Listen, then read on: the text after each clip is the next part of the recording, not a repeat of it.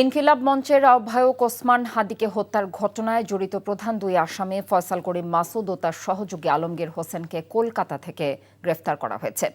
NDTV সহ বিভিন্ন ভারতীয় গণমাধ্যম তাদের গ্রেফতারের তথ্য প্রকাশ করে। পশ্চিমবঙ্গ পুলিশের স্পেশাল টাস্ক ফোর্স বলছে, চাঁদাবাজি, হত্যা সহ গুরুতর অপরাধের অভিযোগের ভিত্তিতে শনিবার গভীর রাতে বনগাঁ এলাকায় অভিযান চালিয়ে তাদের গ্রেফতার করা হয়।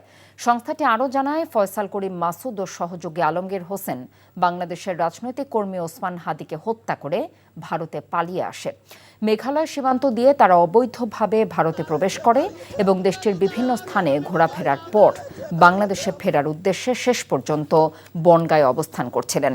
আটককৃতদের বিরুদ্ধে স্থানীয় একটি থানায় মামলা করা হয়েছে। বর্তমানে তারা পুলিশে হেফাজতে রয়েছে।